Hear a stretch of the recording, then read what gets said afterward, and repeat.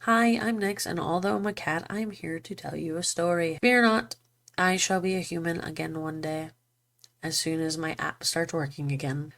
But for now, you get me. So today's story comes from when I was very new to EVS. If you don't know, EVS is environmental services. I'm an environmental services tech, and basically, I make sure the hospital is clean. So I was assigned to clean a room, and a lot of our rooms are double rooms, meaning there will often be two patients there, or if one has discharged and I'm cleaning the room after, then one patient's usually there. And what happens next is partially my fault, and I do take accountability for that later on.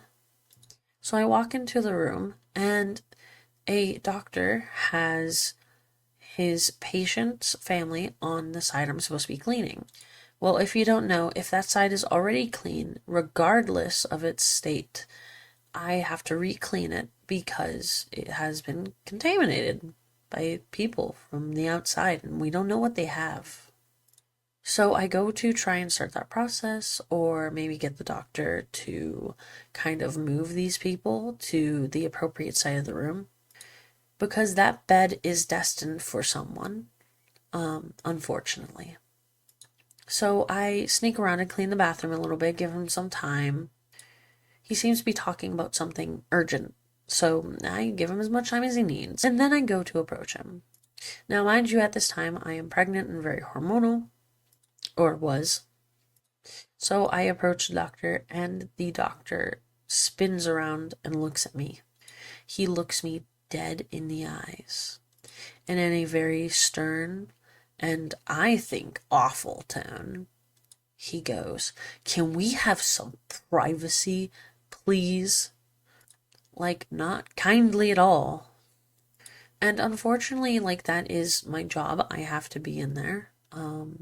So the next person can have a bed. But I don't think a lot of doctors understand the procedures of EVS. I don't think anyone kind of understands our procedures like us.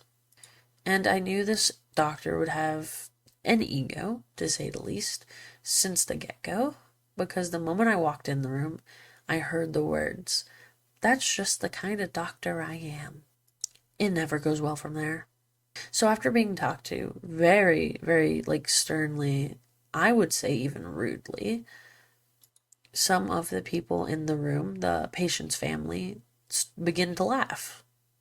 I mean, I would too if I was a stander by. And I staggered backwards, and I actually said, "I'm sorry, I'm just doing what I was told."